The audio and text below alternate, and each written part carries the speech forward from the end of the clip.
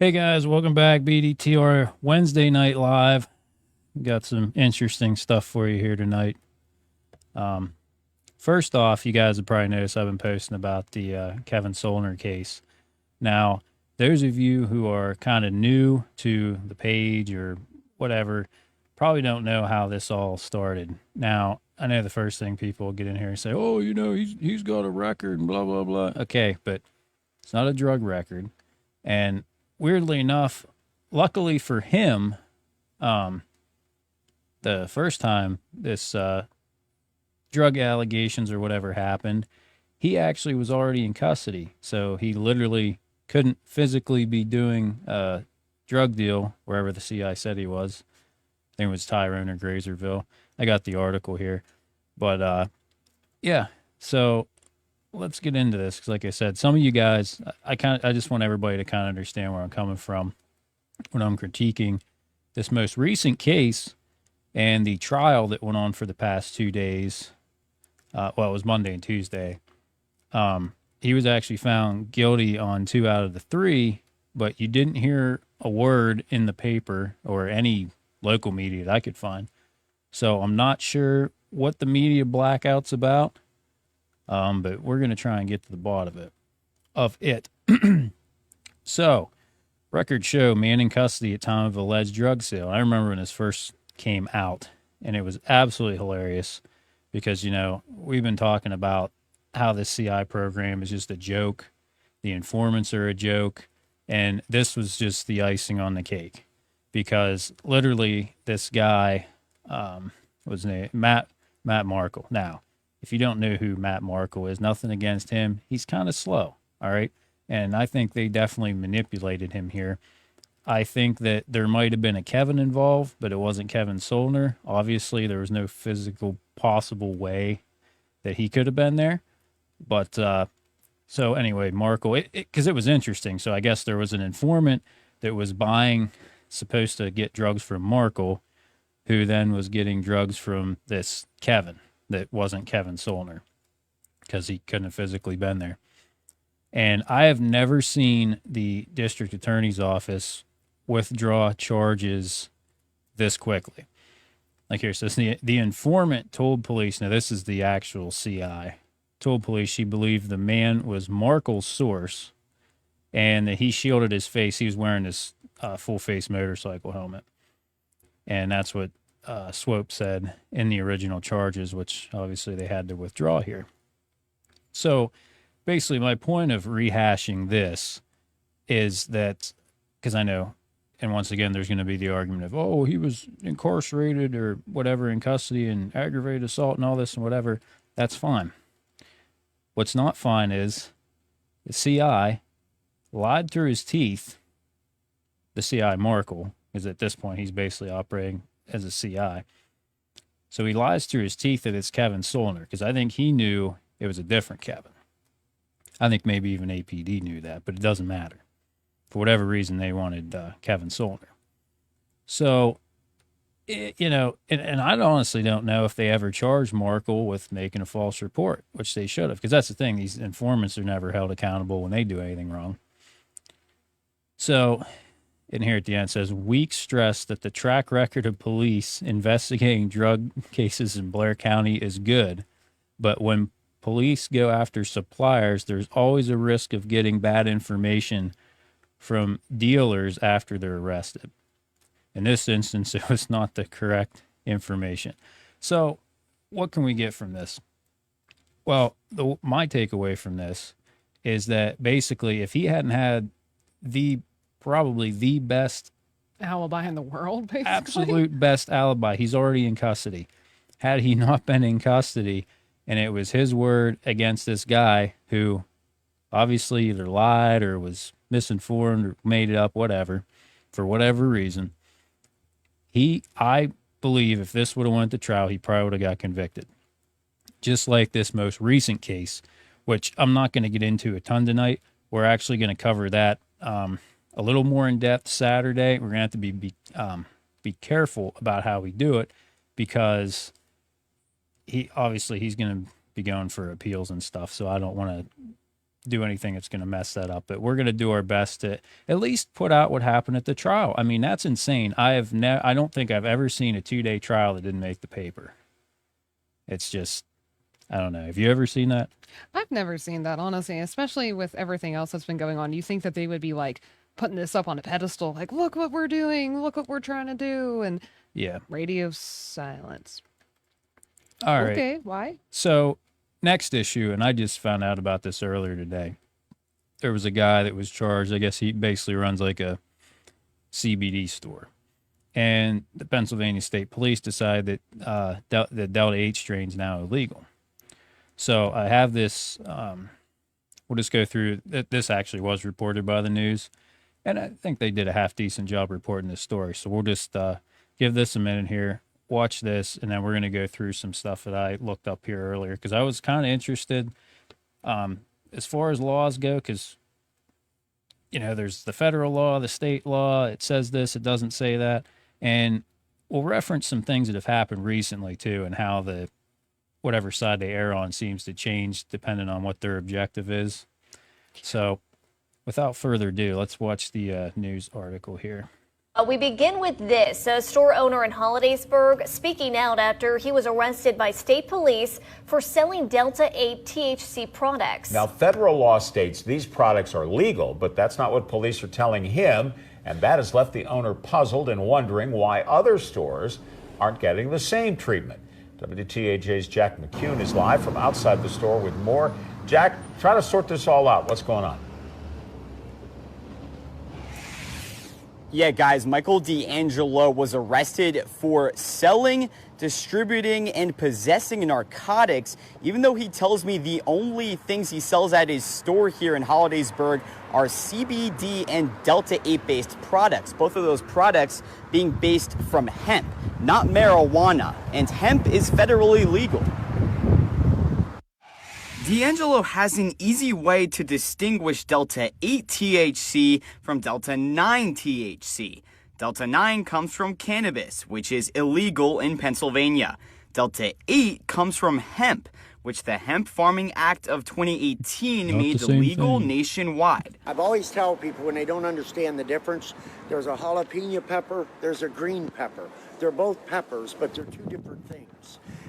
And people that don't seem to quite understand that there is a difference between hemp and marijuana. We are not a pot shop. You can find CBD and Delta 8 products at gas stations, convenience stores, and other shops like D'Angelo's. He says he started his business for people to find alternatives to harder drugs. So why did a trooper arrest him last week? He said, you've been misinformed for the past 5 years. It's never been legal in the state of Pennsylvania.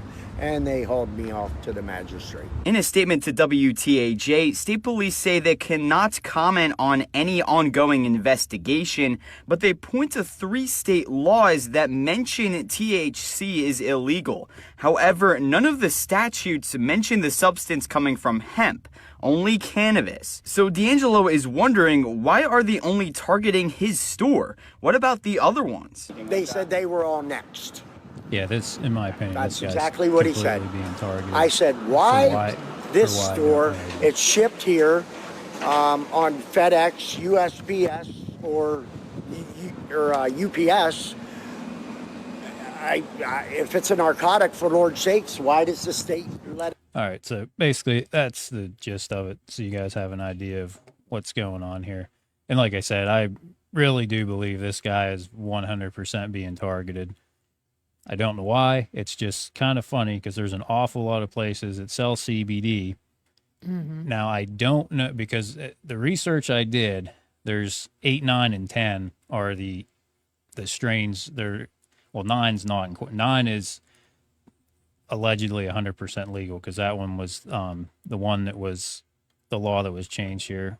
Let me pull it up. I have on the FDA website here. It was the 2018 Farm Bill. So basically what it did is it legislated that the Delta 9 concentration of not more than 0.3%. So that it can only have a little bit of THC in it is basically what this comes down to. So when I first heard this story, my thoughts were, and you know more about this than I do. That's why I'm reading the wording carefully. And my first thought was, okay, did they test it and it came back with a higher percentage? Is that the issue? Because I mean, I'm sure that can happen, but how is that the guy at the end? That should be the manufacturer's issue. Like, what, you have to test everything that comes through your store now? And that seems a little bit ridiculous. My question is, how are they supposed to do that? Because in order to do that kind of testing, you have to send it to basically an actual lab for them to do testing on it, which is supposed to be done. And that's why it comes with the labels already on it. And you're not allowed to tamper with those labels because it tells you, and even on the labels, it tells you it's within a percentage, it's within a range of, because you can't really nail it down. Okay, this side of it might be this much, this side of it might be that much. The plant grows in different ways, regardless if it's hemp or actual cannabis.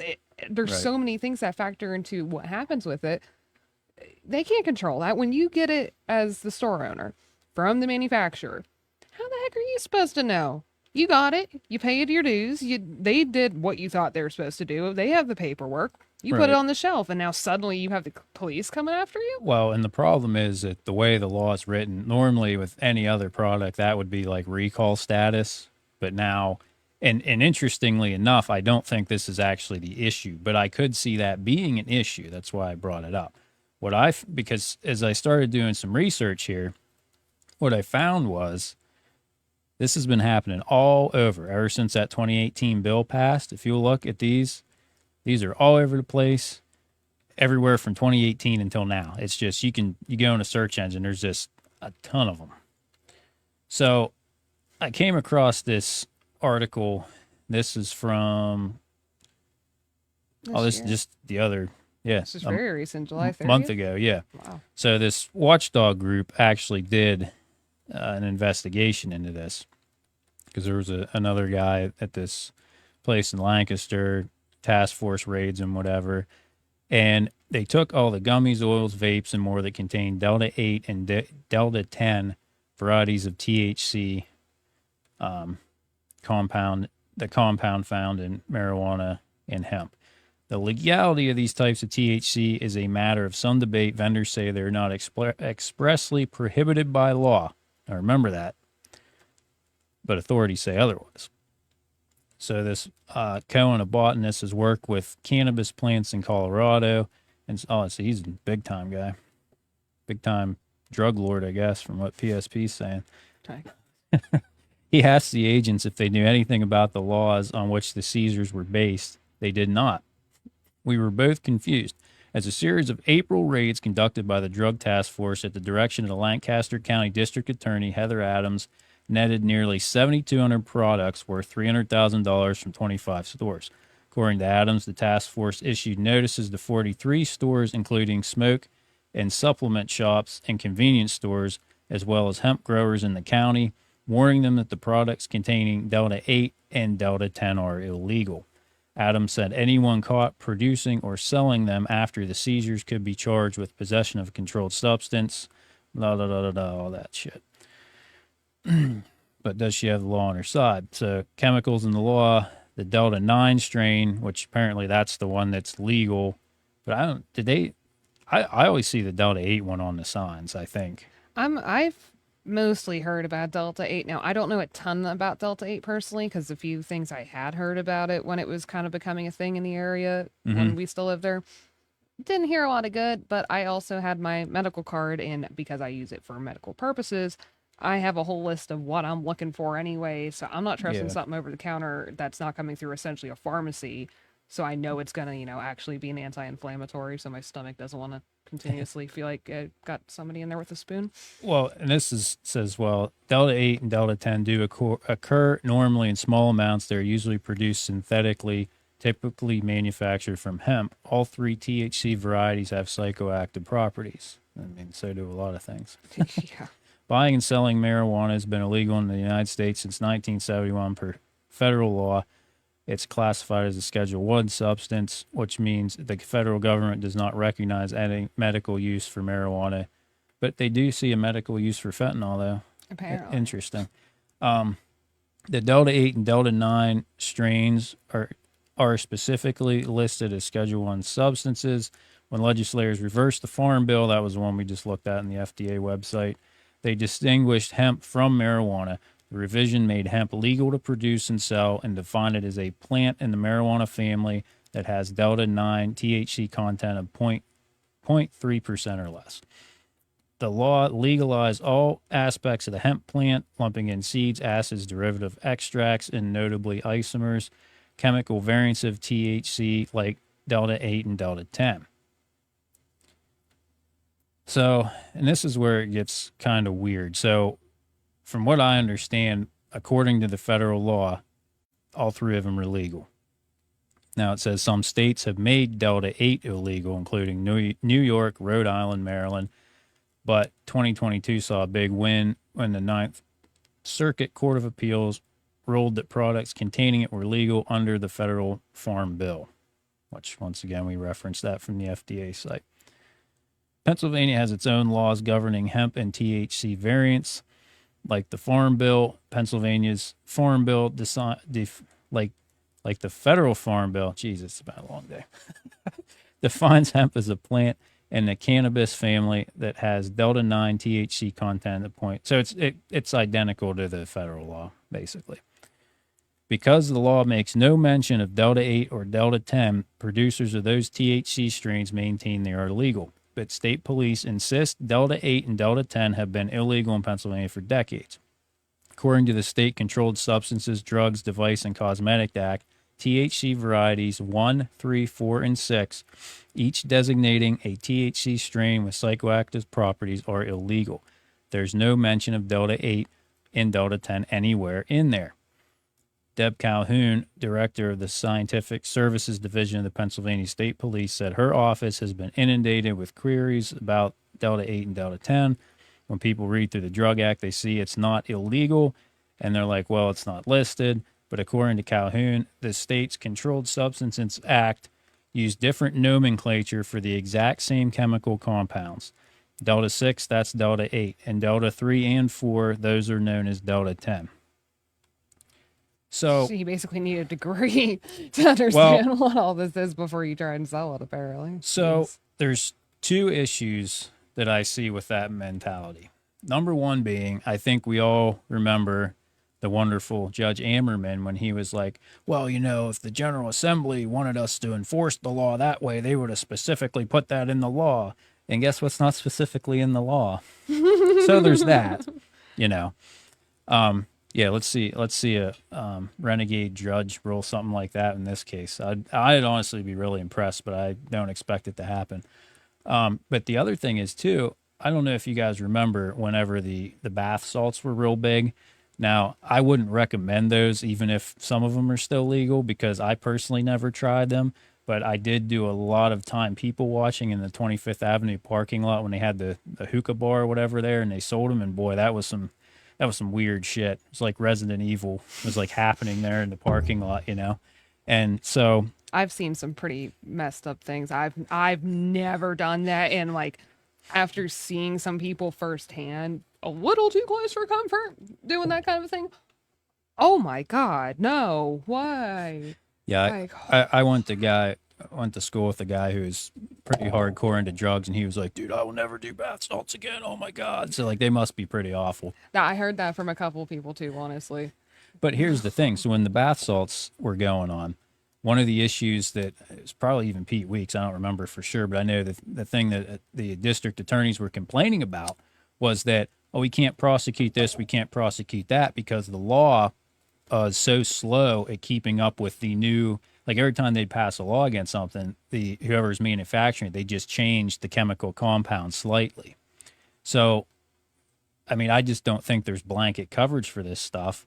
And I'm thinking a lot of these, obviously this is happening all over. I don't know if there's been, I guess there'd be that one instance from Lancaster that we already covered from the article. But, I mean, it's going to come down to probably have to be a court ruling. And the problem is they come in and they're basically, you know, you're selling narcotics, and they're threatening you with felonies and years in jail. Most people are probably going to just plead to something. So it's just going to be up in the air until the court rules on it, which is ridiculous. Because this is, I mean, they're going after business owners. And most of the CBD stuff, they use it for what most people use it for, like pain management, right? Yes, typically, So- especially because CBD doesn't have the psychoactive properties of Right. THC. And a lot of people I know, they get it for like in a cream form. They'll rub it like their knees are bad. They got arthritis. Like I know a lot of older folks that like to use it because it doesn't have THC because a lot of people do not like the stigma of anything with that in it. But it still works because if you get the right cannabinoids, that's the thing. You have to look at what's actually in it, whether it be cannabis or CBD or hemp or anything. Like you got to look into what's in it and what it's going to do for you. You do have to kind of do a little bit of research into this. Well, crap. I mean, that goes with anything when you're Exactly. kind of getting into the natural self medicating, like actually, diet and exercise, supplements, taking care of yourself. Yeah. But here's another question. So apparently they're letting the Delta 9 say, okay, it's legal, whatever. Is Sheetz or any of these other big stores, are they selling the 8 or the 10 variant? I mean, if they are, or is PSP going to march over and arrest Stan Sheetz for being this drug tycoon, the Sheetz cartel that's selling, these psychoactive drugs to unknowing minors and shit? Because that's what kills me too, is that they card you for that. Don't you have to be 18 to buy that stuff? I honestly don't know because I've never bought it. I can find I'm out. pretty sure Sheetz probably I would does. hope so. Because that's the other thing. They keep saying that these people are marketing all this shit toward minors, which, I mean, they use that as an excuse to get rid of flavored tobacco, and they're going after menthols now, too. I have a problem with that. They're marketing it to kids. It's like, when I have to be 21 to buy cigarettes, so what? How are they marketing it I to don't kids? get how. I don't personally. I don't understand how menthol targets kids at all. Like menthol is just, I don't know, harsher in a way because that's what I smoke is menthol. I've smoked regular tobacco and I've smoked menthol. I shouldn't smoke at all, frankly, but I don't see how that menthol is like targeting children. And either way, even if they are selling these products, it's not like it's out where you can just get it. Mm-hmm. That one I did see that. I was trying to think where else. I think someone, Central Pride Hunter, said that you can get Delta 8 products at Nick's Tobacco in Altoona. It's everywhere. Yeah, and it's and just- they're that only guy going has after. a great argument saying they're targeting me. Well, they are because all these other stores that have it, don't quote me on, but I think it's maybe a choice across from the Sheets in Greenwood. I don't know what Delta it is, but I know I've seen Delta something in there. They keep it behind the counter. It's in glass, but I'm pretty sure they have it. Other places carry it. So why aren't they getting in trouble like you were just saying? Well, and I know he said that the trooper told him, well, everybody else is going to be next, but I'll believe it when I see it. I want to know. I'm hoping, I can't even think of the guy's name right now, but I'm hoping he'll find a way to reach out because I would really like to know what's going on. Because I did look up on the portal, and he had something from earlier in the spring. It was something about a business license or something, and that was Hollidaysburg Borough, fucking Richard Oldham. So he must have been doing something other than harassing women that day. But that's right, I said it. So, like I said, I really think this guy pissed somebody off or something, and he doesn't deserve to have his life ruined, his business ruined. Because, like I said, these people that run these shops, they generally want to help people that have issues with pain management and don't want to just go start popping a bunch of actual narcotics. And it's almost like that's what the police are going to enforce this kind of shit. So they'd rather you go to your doctor, get actual narcotics that you may or may not become addicted to, and then you're trying to get heroin and shit off the street. I mean, I don't know. Maybe that's what they want people to do. I don't know. It blows my mind too because they always cry about there's a small business. We want more small business. You have a small business come in and then you treat every small business that comes into your town like absolute horse shit. I'll say it. Every small business, like we talked loosely about the mural thing. The pizza mural, like seriously, that was such a creative and cute thing. Like first time I saw it, I stopped my car, got out and took a picture because I thought it was so awesome. I'm gonna have to see. I'll have to reach out to Bobby and see if I can have it because I'm sure he has like 1,000 stories that dealing with the city shit. And that's what sucks is because like honestly, that building they were in, I like the building. You were in there, weren't you? I don't think I've actually been in there. It was but like the layout, the theme. It was really cool. And I'm not even like when I go into a restaurant, I don't normally care about that kind of shit. But like it was set up really well. I know he had some issues with people stealing out of the register, which I mean that's everywhere. It happens. But unfortunately, but at the same time too, like you said, who's going to want to stay there when If they you're just just get harassed constantly, Yeah. every little thing they do wrong, they sneeze wrong, and it seems like somebody's breathing down their neck. Yep.